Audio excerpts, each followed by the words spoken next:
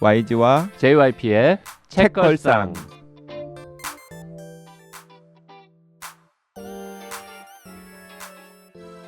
책에 관한 걸쭉하고 상큼한 이야기. YG와 JYP의 책걸상이 찾아왔습니다. YG 강량구입니다. JYP 박재영입니다. 박평 박혜진입니다.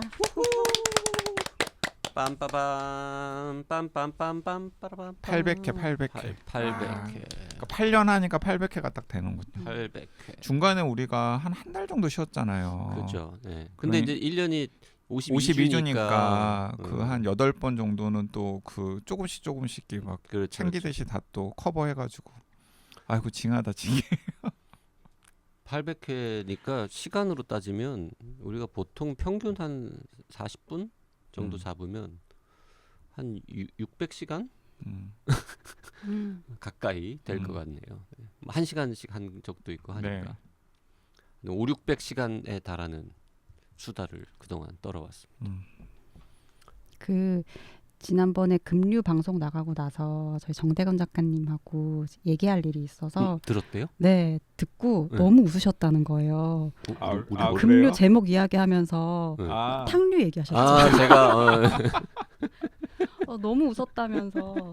근데 이제 이 방송을 들으시고 나서 저한테 이렇게 얘기해주는 작가분들이 좀 있어요. 아 그래요? 전 그럴 때마다 네.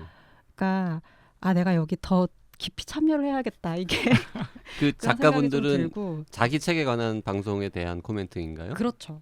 그리고 그렇게 들었다가 이제 다른 것들도 듣게 되는 경우도 있고 또 내 책에 대한 건 아니지만 그래도 소설책 이야기하는 팟캐스트가 지금 잘 없으니까 또 듣고 얘기해 주시는 분들도 있고 그래서 또 한편으로는 이렇게 들으시고 이제 제가 그 민음사책을 적극적으로 얘기를 해서 방송이 된 거라고 감사한 오해를 또 해주시는 분도 계시더라고요. 아, 그런 경우가 없진 않지만 많이 없잖아요. 네, 드물죠. 네, 네. 그래서 그런 오해는 민음사 대표님께서 좀 해주시면 좋죠. 대표님은 그렇게 생각하면 되는데 네, 그래서 여러모로 좋은 그 경험들이 많았어요. 그 박평이 뭐 이 방송 참여한 거를 좋은 경험이라고 하셨지만 사실 YG도 알고 JYP도 알고 청취자분들이 다 아실 텐데 이게 이렇게 오래된 1등 공신은 박평이죠 사실. 아이, 네. 아니에요. 그러니까 박평은 박평이 없었으면 도대체 누구랑 우리가 이런 수다를 떨었겠냐. 원년 멤버야 그리고. 원년 멤버. 원년 멤버. 네. 네. 그리고 이제 진짜.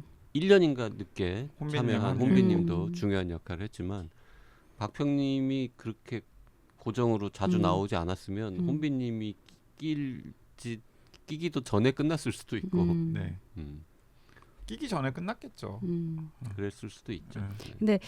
이렇게 돌이켜 보면은 저도 이렇게 외근원을 내고 회사에서 일을 하다가 택시를 타고 항상 날아오는 거잖아요. 중간에 그게 이렇게 심적 부담이 안 되는 일은 아닌데, 근데 이제 몇몇 중요한 장면들이 있었던 것 같아요. 그렇게 맨날 일을 하다가 다 내팽겨치고 오게 하는 그 중에 하나가 그 단순한 진심할 때 그 눈물 YG의 눈물.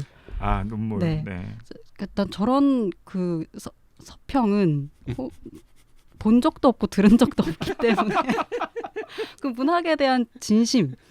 네, 그래서 여기는 진짜 함께 할 만한 곳이다 이런 네. 생각을 했었어요. 제가 진짜 문학의 진심입니다. 네. 네. 사실 박평님이 만나는 많은 사람들은 뭐 작가이거나 뭐 평론가이거나 실제로 뭐 출판업계에 종사하거나 뭐 그런 분들인데 여기 있는 두 아저씨들은 진짜. 사실은 약간 그쪽 동네 기준으로 보면은 무슨 뭐 학위가 있지도 않고 뭐 듣보자 뭐 지 나름대로 책들은 몇 개 썼지만 뭐 딱히 전문성이 있지도 않고 정말 그냥 순수한 독자.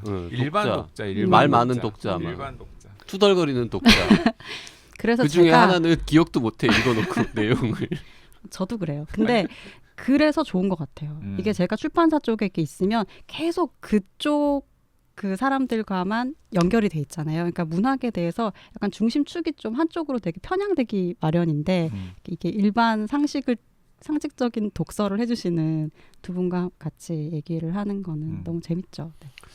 그 민음사 그 지금 정대건 작가 얘기 나와서 저는 최근에 만난 이제 뭐 작가나 아니면은 뭐 출판 관계자도 있었고 출판계랑 아무 상관없는 사람들도 있었는데 다 똑같은 얘기를 들었어요. 민음사는 진짜 책을 잘 만드는구나. 정말요? 네. 아 참 그 얘기도 한 번도 안 했군요. 우리 영어 해방 일지 네. JYP 새 책 네. 민음사에서 나왔잖아요. 네. 네. 그게 뭐 반응이 어떤지 아직 워낙 초반이라서 잘 모르긴 모르긴 거기다가 한데요. 또 막 지금 그 너무 시국이랑 네, 막 시국도 근데 막 올라오자마자 베스트셀러가 딱지가 붙었었어요. 붙었는데 네. 떨어졌어 며칠 있다 또. 음. 근데 아무튼 음. 책을 본 사람들은 다 내용을 떠나서 너무 예쁘다 책이. 그리고 그 뒤에 이렇게 편집이나 요거 보면서 역시 민음사는 진짜 책을 잘 만드는구나. 그런 얘기를 여러 번 들었습니다. 감사합니다. 원래 감사합니다. 민음사가 오타가 많고 그랬는데. 뭐 오타라고 하면 뭐 할 말은 없는데. 나의 영어 해방 일지는 제가 절반 정도를 다시 천천히 읽었는데요. 없어요? 아직까지는 오타가 없어요. 오. 혹시 찾은 거 있어요? 아직 없는데 네. 저는 근데 워낙 갑자기 말을 좀 더듬게 되는데 JYP가 너무 꼼꼼하시더라고요. 이렇게 저자로 만나 보니까 되게 어려운 저자예요. 아 그래요? 왜요? 이제 안 틀리고 네, 안 틀리면 틀리고 좋은 거 아니에요? 왜? 좋죠. 좋은데 한편으로는 이제 내가 틀리거나 그러면 이제 막 등에서 갑자기 식은땀 나고. 근데 카피 같은 것도 되게 뭐랄까 챗GPT하고 같이 일하는 것 같았어요. 제가 이렇게 어떤 거를 이제 써서 보여드리면 이제 그거 다른 의견 좀 더해가지고 주고 그 상호작용이 되게 그 좋고. 표사, 표삼 이런 데 들어간 그 카피들 여러 개의 카피가 있는데 그 중에 하나는 JYP가 쓴 거예요. 맞아요. 아, 그래요? 제일 마지막 거였던 것 같아요. 약간 그러면 좀 이렇게 내 책을 좀 맡기고 싶다. 갑자기 내 책을- 팔짱 끼고 내 책의 포장을 이거 좀, 보세요. 맡기고 싶다고 맡길 수 있는 게 아니에요. 맞아요. 네. 내 책의 포장을 좀 네. 아껴서 그 세상에는 두 종류의 사람이 있어요. 네, 책을 한 권이라도 내본 사람과 책을 한 권도 내보지 못한 사람. 네. 그리고 이제 책을 내본 사람도 두 종류가 있어요. 민음사에서 한 권이라도 내본 사람과 아직 민음사에서는 책을 내보지 못한 사람. 저는 다 해봤는데 민음사에서도 민음사에서 냈었죠. 책 냈잖아요. 아 YG도 냈어? 네. 예전에 네. 에이, 난 또 박성민 네. 씨하고 난 지금 순간 혜진, 혼비, JYP까지는 민음사에서 내봤고 그러네. YG만 못 낸 줄 알고 말을 시작했는데. 근데 네 사람이 다 민음사에서 책을 냈구나. 내가 그런데- 제일 먼저 냈어요. 아, 내가 그래? 제일 먼저 2012년에. 아유, 네, 선배님 죄송합니다. 근데 제가 미처 본전도 못 몰랐네요. 찾는 얘기. 본전도 못 찾는 얘기. 아우 참 가소로워라. 네, 아무튼 너무. 그 민음사에서 낸 책은 단독저서는 아니었네요. 그래도 단독조선은 아니었죠. 또 낼 계획은 없으세요? 아, 민음사는? 받아줘야 돼. 받아줘야 되죠. 민음사에서 뭐 받아주겠습니까? 아무튼 네. 그때까지만 해도 뭔가 가능성이 무궁무진했던 그런 필자였고 지금은 약간 뭔가 지금은 책 두 권 빚지고 있는 이미 그리고 판매한 책을 뭔가 욕도 먹고 뭔가 약간 별로 민음사 입장에서는 선호하지 않은 필자가 되어버렸죠. 네. 댓글들이 많이 쌓여 있으니까 조금만 소개를 해보겠습니다. 황보름 작가 출연편 관련해가지고요. 네, 밍 땡땡땡 다들 놀라셨나 봐요, 약간. 독서를 성공의 도구로 생각하는 시선이 어색했었습니다. 저에게는 책이 호기심이고 놀라움이고 재미이고 우정이고 선생님이고 아픔일 때가 더 많았습니다. 이렇게 같은 생각을 가지고 있는 작가의 글을 만났을 때 책은 반가움이 됩니다. 책걸상 추천은 역시 옳습니다. 내년에도 책걸상의 역사가 이어지길 비나이다. 네, 냉구님께서도 오 슈퍼셀러 황보름 작가님 휴남동 서점도 재밌게 읽고 힐링 소설이고 주변에 추천도 많이 했는데 책걸상 팬이고 펀딩까지 좋습니다. 다음 편도 기대됩니다. 은로님 책걸상에서 휴남동 서점 작가님과의 대화를 듣다니 이런 날도 오는군요. 정말로 부러움이 철철 넘치는 대화를 들으면 피식피식 웃고 있습니다. 회사 일로 힘들 때 우리 동네에도 잠시나마 마음을 내려놓을 수 있는 휴남동 서점이 있었으면 좋겠다 했는데 돌아보니 책걸상이 저에게 휴남동 서점이었더라고요. 이번 펀딩도 성공하여 1년 더 웃으며 들을 수 있었으면 좋겠습니다. 그 휴남동 서점 방송 때 이제 저희가 800회를 방송하면서 게스트한테 제일 좀 저자세로 하는 방송 굽신. 아니면 책걸상에 출연한 모든 저자 선생님을 통틀어서 국내국에 다 합쳐서 책을 제일 많이 파는 분이기 때문에 그렇죠. 자연스럽게 그냥 네. 저자세가 되더라고요. 아니 왜냐면 그러니까 국내 한 30개 언어로 네. 번역됐다고. 아니 네. 국내 30만 부도 진짜 놀라운 건데 30개 언어로 번역이 음, 되어서 그럼 거의 최대치래요. 그게 30개 언어가 그게 아니, 한국어로 출판된 책이 30개 이상 정도가 되면은 거의 지금으로서는 다 커버. 네, 거의 최대치라고. 그러니까 봐도. 상업 출판을 네, 하는 네. 거의 모든 언어권은 음. 다. 그래서 외국에서 판매된 책의 수가 그때 황보름 작가님이 조금 겸손도신 거야. 그때 최소 30만 부 넘는 거 정도까지는 아는데 이게 정산을 자주 하지 않아서 잘 모르겠다라고. 더 넘으신대요. 왜냐하면은 그 황보름 작가님 휴남동 책을 냈던 출판사 사장님께서 성공 사례 이런 걸로 강연 같은 걸 좀 불려 다니시나 봐요. 출판 아카데미 이런 곳에. 근데 그 강연을 들었던 편집자 선생님들한테 들었는데 그 출판사 사장님 말로는 그러니까 이제 출판사에서 추정한 거죠. 출판사에서 추정 혹은 확인한 바로는 국내보다 외국의 그 매출이 훨씬 더 많다. 그러니까 판매 건수가 더 많다라고 하셨대요. 그러니까 뭐 30만 부는 넘는다라고 했으니까 네. 황보름 작가가 거짓말한 건 아니잖아요. 근데 더 넘을 것 같아요. 얼마나 많이 그냥 넘는데 넘는 게 아니라. 그냥 넘는 게 아니라. 황보름 작가가 그날 저 약속하고 갔습니다. 무슨 약속이요? 1000만 부 누적 판매수 월드와이드 1000만 부 되면 책걸상 제작비 자기가 내겠다고. 그리고 책걸사 이름도 책보름으로 바꾸고 바꾸기로 했어요. 그렇게 쉽게. 본인도 1000만 부는 안 팔릴 거라고 생각하시는 거지. 그리고 약간 티시더라고요. 티 정확한 티시더라고요. 순간 마음이 서운했어. 아니, 한마디 상의도 없이. 그냥 바꿔.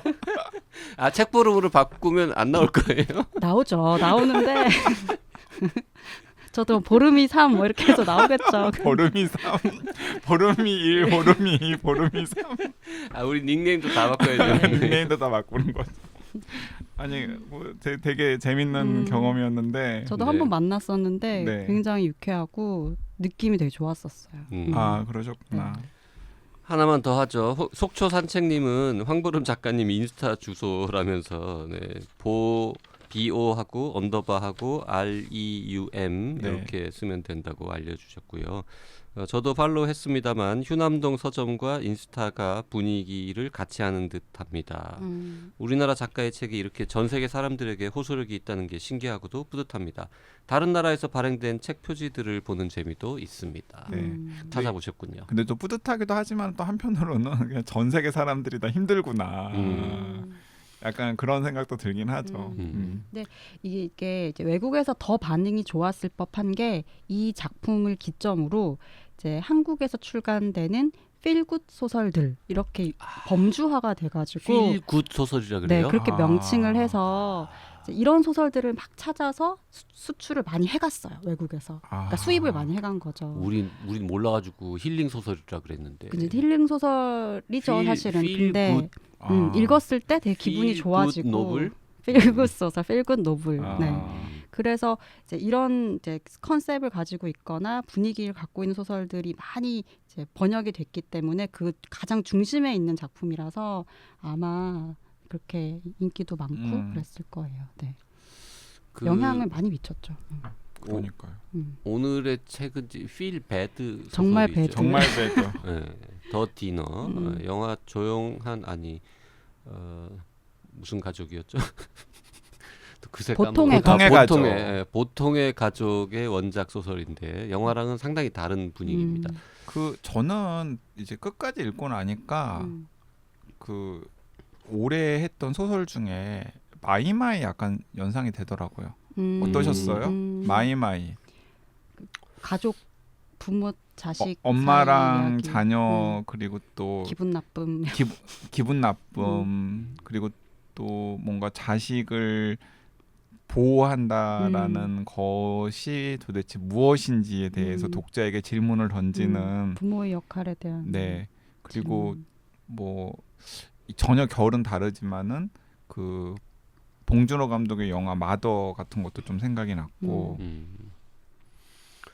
그 이 소설에 관해서 지난 시간에 얘기를 하면서 이제 그 두 집에 아이 3명이서 사고를 친다라고 이제 얘기를 했는데 그 영화에서는 그 사고의 내용이 영화랑 소설이 너무 다릅니다. 그리고 영화에서는 그 이제 두 집의 아들들 중에서 저도 예고편으로만 확인한 건데 그 딸이 좀 중요한 역할을 하는 것으로 설정이 되어 있는 걸로 알고 있는데 이제 이 영화에서는 그 딸은 제일 어리고 그리고 약간의 장애도 있어서 이제 그냥 그렇게만 묘사가 되고 적극적으로 등장하지는 않고 그 세 아들이 자, 일단 소설 얘기를 좀 집중해서 좀 근데 이제 해봅시다. 특히 주도를 한 건 그 파올레 아들이에요. 미헬이라고 하는 이제 아들인데 이제 그 아들이 좀 사촌들을 적극적으로 부추기고 좀 푸시해가지고 일탈을 하게끔 하는 그런 역할로 나오죠.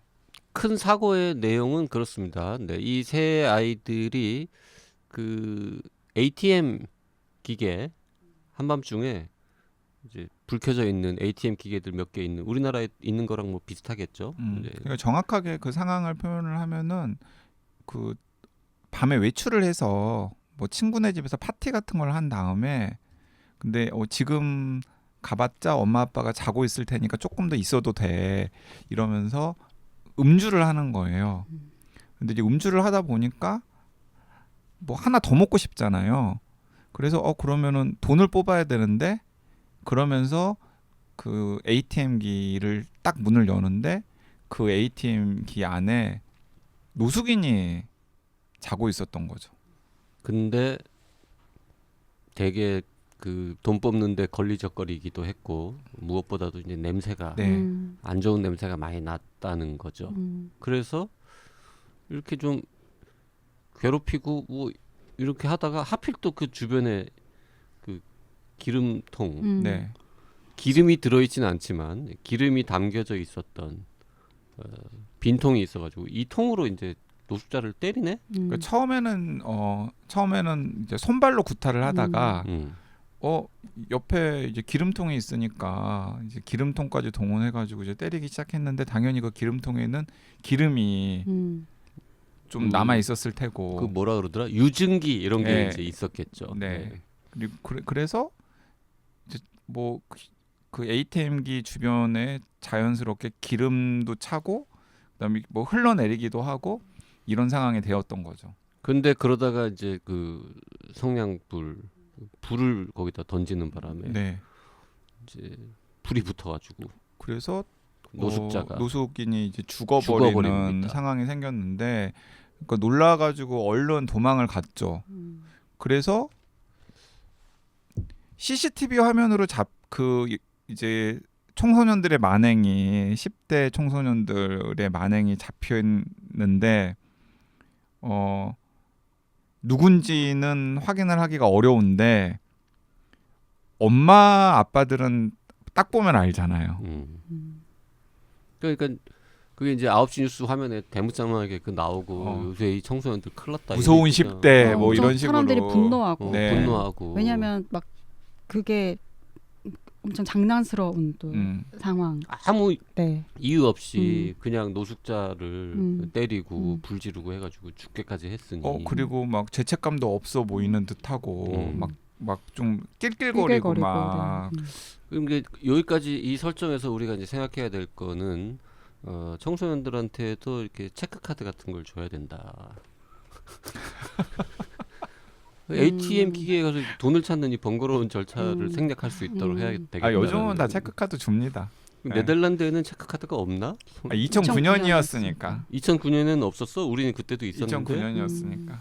그런 생각도 하고 그리고 또 하나 느낀 거는 2009년까지만 해도 네덜란드에는 그 CCTV의 개수나 화질이 되게 안 좋았나 보다. 우리나라 같으면 바로 특정됐을 것 같은데. 근데 그러니까 그런 건 있어요. 저는 이 대목에서는 그 작가가 조금 이 대목에서 개연성을 좀 넣었으면 좋았겠다라는 생각이 들긴 했어요. 저는 아무리 그 철없는 10대 아이들이지만은 그렇게 그냥 맥락 없이 갑작스럽게 그 노숙인에 대해서 무차별 폭행을 하고 심지어는 뭐 기름을 끼얹고 뭐 반은 우발적이었다고 하더라도 화재가 나서 사람이 죽는 일까지 연결되는 게 좀 너무 좀 느닷없다라는 생각은 들었거든요. 무리수다. 이런. 박평훈님 어떻게 생각이 들었어요? 그러니까 이거를 뭐 지금 관점으로 보면은 좀 뭔가 현실 고증 혹은 리얼리티 이렇게 보면 좀 개연성이 떨어진다 이렇게 보이기도 하는데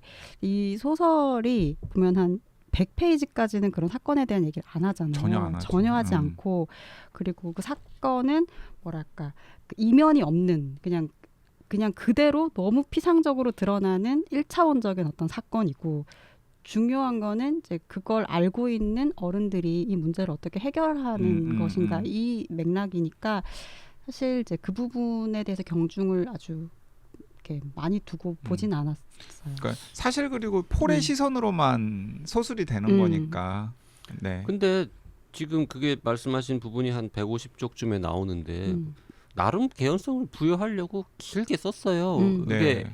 그 노숙자 때문에 그 접근을 못 해가지고 돈을 못 찾고 우리의 오늘 밤의 유흥을 끝내고 집에 가자 누가 이제 얘기를 하니까 아이씨 지금 한창 분위기 달아오르는데 쟤 하나 이상한 애 때문에 돈을 못 찾는 게 말이 돼? 이러면서 비켜봐요 일어나요 좀 여기는 지금 너 자는 데가 아니야 뭐 이러면서 이제 비키고 밀치고 이런 걸 하는데 안 움직이고 하니까 막 짜증내고 어떻게 이렇게 하다가 그 노숙자가 깨어나가지고 이제 욕을 하잖아요. 그러면서 뭐씨 지가 뭘 잘했다고 욕을 해 이러면서 맞아요. 이제 감정이 이렇게 점차 고조되는 장면을 묘사했는데 이걸로는 개연성이 부족하다. 네, 근데 사실 그 폭력이라는 게 되게 개연성 있게 발생하는 건 아닐 수도 있을 것 같아요. 상당히 우발적이고 그리고 이게 혼자 있었던 게 아니잖아요. 아이가 네. 무리가 지어지면 그게 뭐 2명이 됐든 3명이 됐든 서로 자극이 네, 되어가지고 그러면서 혼자 있을 땐 하지 못할 법한 행동들을 또 하게 되고 그리고 수컷들이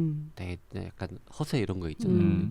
쓸데없이 이상하게 해서 내가 좀 더 세 보이고 막 이러려는 또 욕망 이런 게 발동을 해가지고 근데 이제 어른들은 그 ATM기를 둘러싼 살인 사건이죠. 뭐 그 살인 사건에 대한 CCTV 때문에 아 저 CCTV의 주인공들은 우리 아이들이구나 하면서 아 이거 어떡하지? 이제 걱정을 하는데 그때 또 아이들은 다른 사고들을 치고 있었다라는 거죠. 그러니까 진짜 나쁜 놈들을 만드는 거죠 이제 작가가. 근데 이제 그건 밝혀도 되겠죠? 그 CCTV 영상 말고 이 아이들이 스스로 찍은 동영상이 이제 있다라는 게 이 소설의 중요한 설정이고. 네, 근데 그 동영상을 들여다 보면은 엄마 아빠로서는 엄마 아빠도 도저히 좀 보호하기가 어려운 이거 뭐지 싶은. 그거는 사실 극 초반에 나오는 얘기죠. 네, 초반에 나오죠. 그걸 그래서 보고 이제 그 파울이 그걸 보죠. 아들의 영상을 보고 이제 아들의 영상을 보고서 그러니까 그때까지만 하더라도 파울은 계속해서 그 ATM기 사건은 굉장히 우발적이고 돌발적인 사건이고 철없는 아이들이 휘말린 사건이라고 생각을 했었는데 그 아이 휴대전화에 있는 그걸 보면서 이거 뭐지? 그리고 이 존재를 우리 아내는 아나? 그리고 형들은 자기 애가 사촌이랑 같이 이러고 다니는 걸 아나? 근데 심지어 그 사진의 흔적이 유튜브에도 올라 있다라는 사실까지도 알게 되어서 그런 게 이제 유튜브에도 그러면 얘네들이 올린 건가? 뭐 이런 이야기들이 이제 계속 이제 그 나오는 거죠. 그러면 약간의 이제 미스터리 소설적인 요소가 있는 거죠. 과연 이 영상의 존재를 누구누구 아는 걸까? 누구까지 봤을까? 이게 누군가에 의해서 그럼 세상에 어떤 식으로 퍼질 수 있는가? 그리고 그때 그 세르게 형인 세르게나 아니면 동생인 파울이나 또 그 뭐 아내들은 어떤 식으로 대응을 할 것인가? 이게 이제 이 소설의 그리고 심지어 핵심인 이 거죠. 형은 지금 유력한 총리 후보식이나 됐는데 어떻게 될 것인가 이런 건데. 절대 이런 일이 밝혀지면 안 되는. 그래서 이제 이 정도 상황까지 되면은 야, 되게 뭔가 이렇게 스펙타클한 흥미진진한 일이 잔뜩 벌어질 것만 같은데 우리 그동안 막 스티븐 킹 이런 거 너무 많이 봐가지고 근데 그런 거에 비하면 한국 같으면 몇 명 죽어야죠.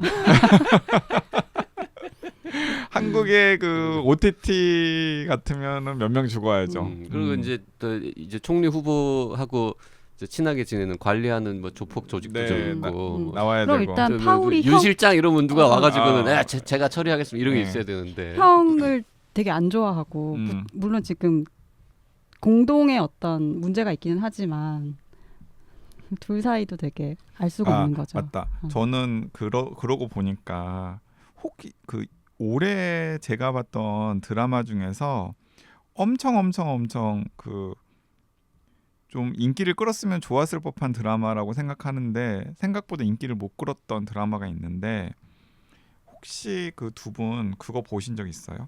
이토록 친밀한 배신자? 아니 이토록 친밀한 배신자 말고 그 김명민 씨랑 손현주 씨가 주연으로 나왔던 유어 아너? 몰라요. 네, 그 손현주 씨가 계속 헬스장에서 운동하는 그 드라마 아니에요? 맞아요.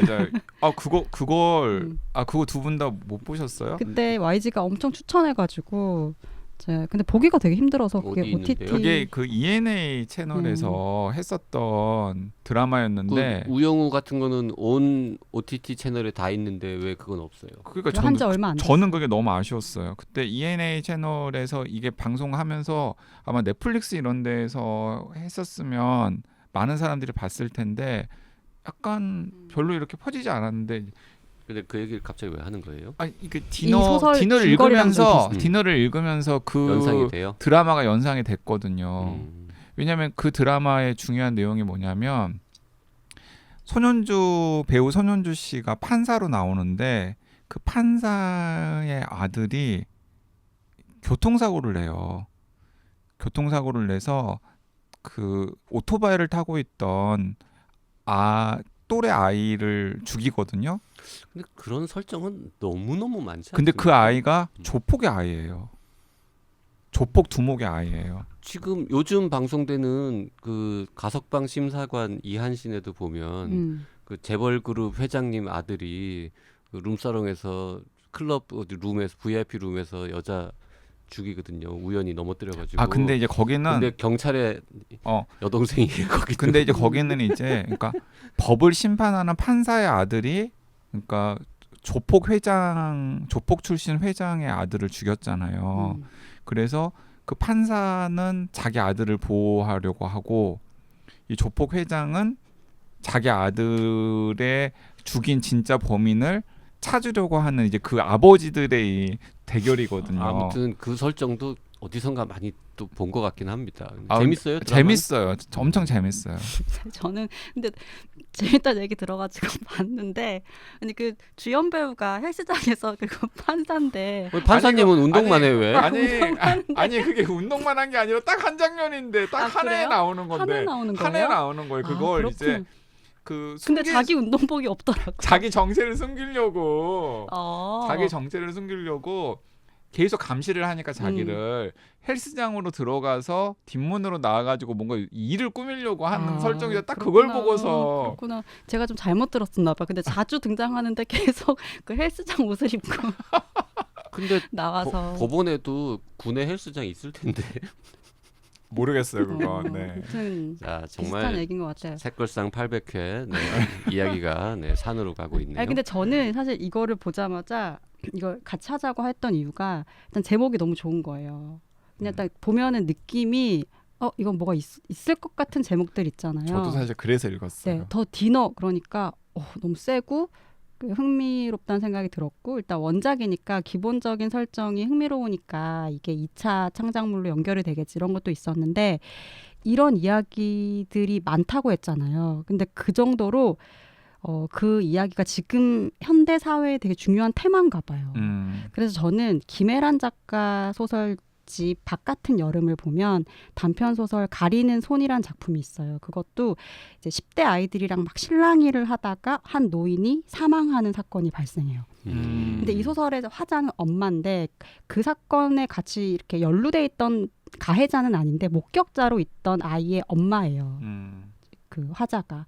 그래서 그 CCTV를 보면은 내 아들은 그냥 목격을 하고 있다가 얘가 이제 상황이 종료가 되니까 돌아오는데 근데 얘가 올 때 자기 그 인형 같은 걸 떨어뜨린 거예요. 그래가지고 그걸 다시 주우러 현장에 다시 가.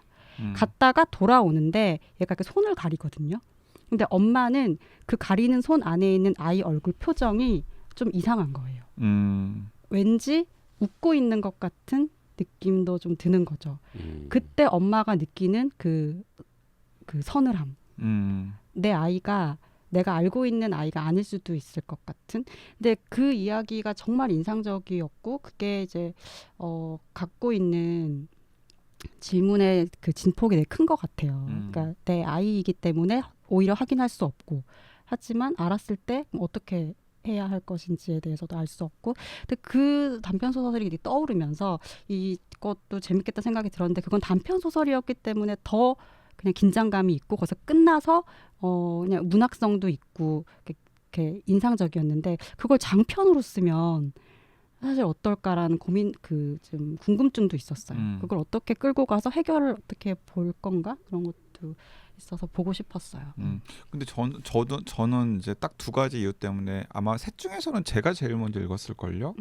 저는 그 책걸상 워크숍 때 이 책을 가지고 갔었으니까 9월에 먼저 보셨어? 읽었던 셈이죠. 왜냐하면 그때 그 보통의 가족이라고 하는 영화가 이제 나온다 만다 할 때 즈음이었고 그 영화의 원작 소설이라 그래서 일단은 저는 박평처럼 그 허 감독이 영화로 만들 정도로 매력 있는 원작이면 뭔가 있겠다 싶다라는 생각도 들었고 그다음에 그 책에 대한 정보를 보니까 굉장히 많은 곳에 번역이 되었고 2차 창작물로도 영화나 연극으로도 많이 되어 있어서 일단 호기심이 생긴 거예요. 그리고 그냥 한정된 공간에서 식사를 하면서 생기는 일이라는 것도 굉장히 흥미로운 설정이었고 그래서 읽기 시작했는데 이게 저는 처음에 기대감을 가지고 읽었던 것보다는 좀 실망스러웠었는데 뭐냐 하면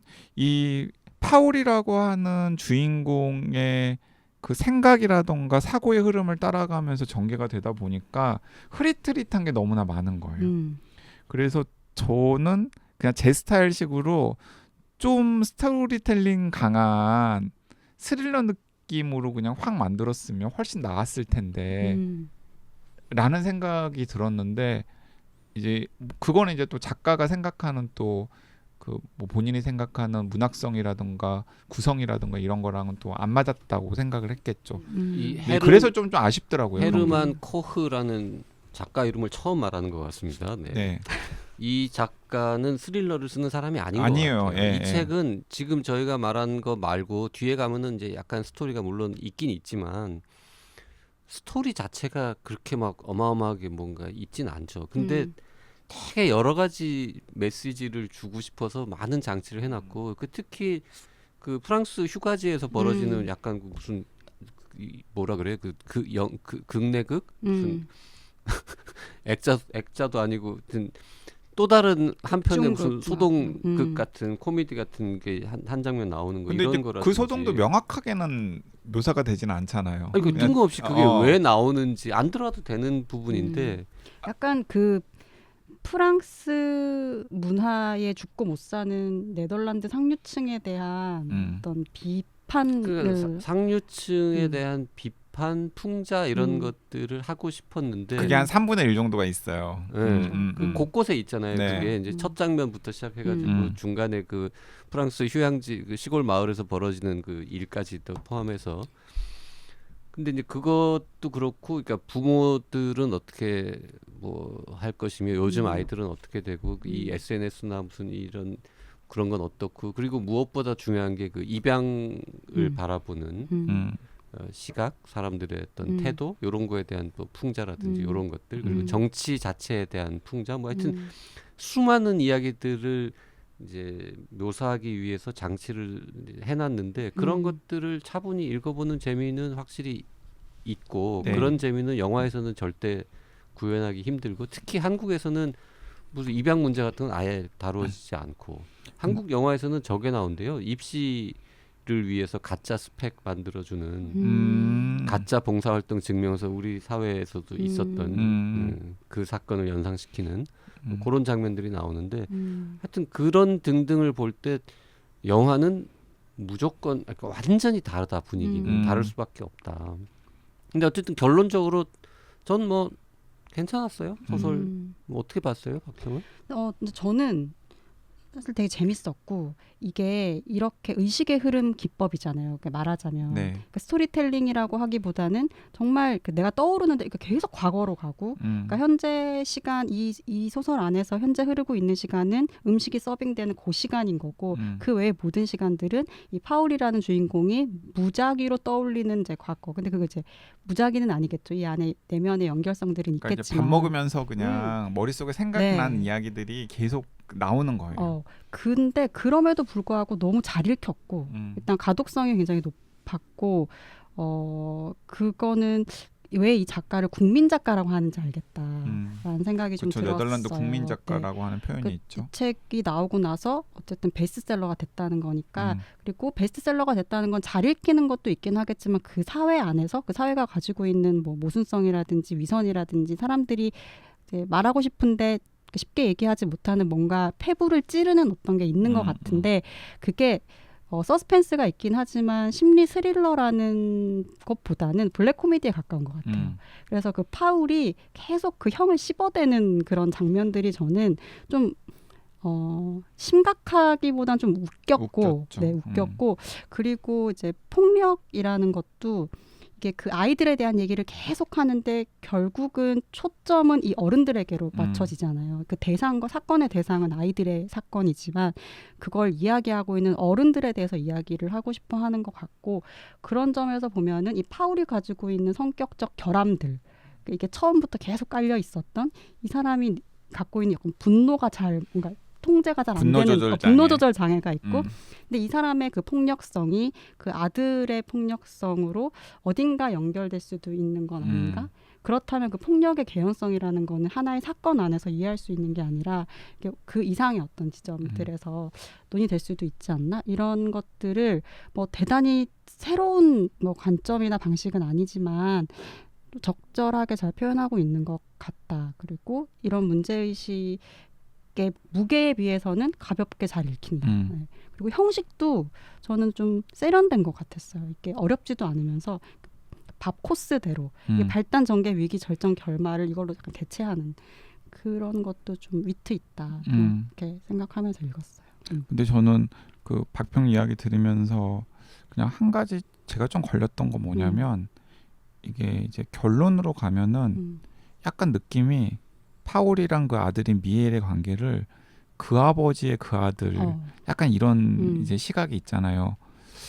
근데 그건 조금 사실은 그냥 고지고대로 받아들이면 약간 위험한 시각이기도 하고 그래서 왜 작가가 어떤 의도로 그런 식으로 설정을 했을까는 제가 한번 물어보고 싶더라고요. 네.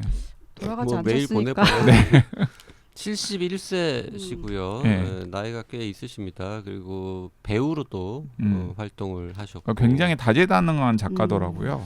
진짜로 국민 작가로 불리는지는 제가 검색에서는 확인할 수가 없었는데 뭐 어쨌든 여러 권의 책을 냈고 이 더 디너라는 작품으로는 네덜란드에서는 연극으로도 공연이 됐고 유럽에서만 100만 권 이상 팔렸다 이렇게 되어 있습니다. 진짜 국민 작가인지는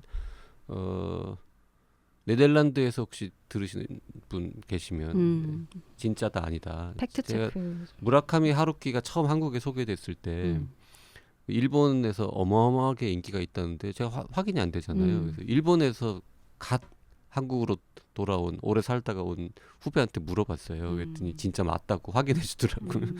네덜란드에서 이 코흐의 위상이 어느 정도인지 혹시 아시는 분 있으면 네, 댓글 남겨주시면 고맙겠고요. 근데 이제 그런 건 확실히 있어요. 뭐가 있냐면 저도 이제 읽으면서 제가 이제 두 분이랑 좀 다르게 읽은 포인트 중에 하나가 있다면 저는 직접 이제 10대 그 자녀를 키우는 아빠 입장이니까 약간 그 10대 그 자녀에게도 제가 계속 신경이 쓰이는 게 뭐냐면 아마 부모들은 대부분 그럴 거예요.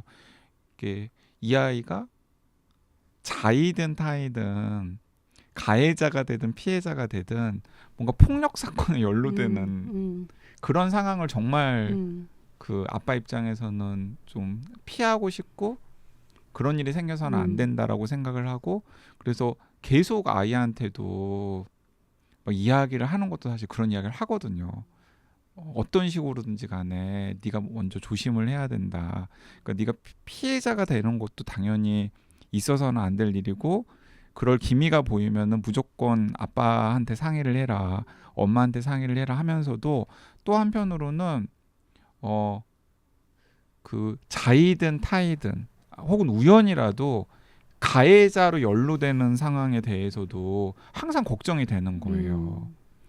그럴 일이 있을 수 있잖아요. 특히 또 뭔가 미성숙한 그 상태니까 더욱더 그러니까 이제 그런 것들도 그냥 괜히 걱정이 되어가지고 막 확인하게 되고 막 당부하게 되고 막 그런 일이 있는데 그러니까 아마 뭔가 많이 이제 유럽에서 많이 팔렸다 그러면은 이 책의 그 메인 테마잖아요. 사실은 그렇죠. 그게 그러니까 그걸 또 이렇게 좀 찔러서 그런 게 아닐까 하는 생각도 해봤어요. 네. 읽으면서. 그러니까 미디어에서 많이 노출돼서 우리한테 익숙한 서사는 그러니까 피해자의 부모는 이미 너무 오랜 시간 동안 많이 봐왔고 근데 가해자의 부모는 아니다. 이렇게 부정하는 모습들은 진짜 많이 봤는데 약간 그렇게 좀 정형화된 것 같아요. 네. 근데 그렇지 않은 경우가 훨씬 더 많고 그게 더 사실적일 텐데 이제 이 소설에서 대칭하고 있는 거는 이제 이 커플들이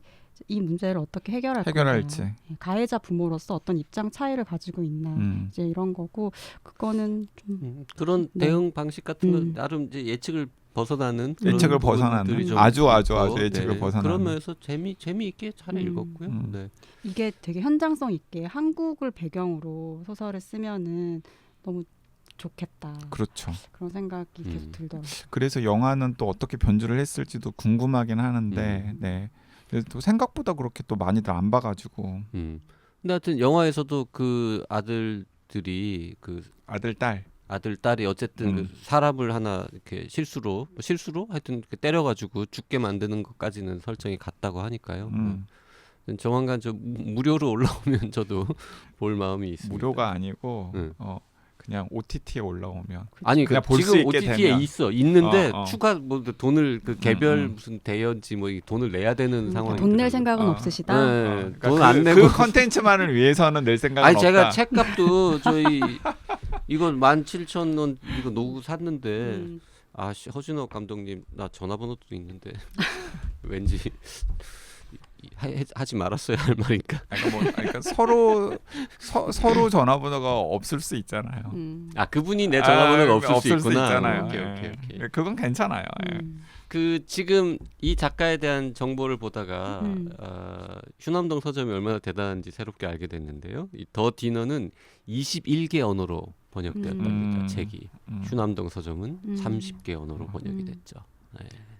기승전. 네. 휴남동. 그러니까 그때 방송에 얼마 젖었을지 익히 짐작이 되죠. 내가 이 사실을 알았으면 그때 얘기했을 텐데. 아쉬우시죠? 황 작가님. 더 디너는 겨우 21개로밖에 번역이 안 됐는데. 네덜란드 국민 작가라는데. 네, 대단하십니다. 이러면서 존경합니다. 뭐 이랬을 텐데. 오늘 여기까지 할까요? 네. 우리 계속 그 스테이크 고기 덩어리 앞에 놓고 방송을 했더니 빨리 그 고기 먹으러 가야 될 것 같은 생각이 듭니다. 책걸상 800회 이렇게 마무리하도록 하겠습니다. 고맙습니다. 감사합니다. 네, 감사합니다.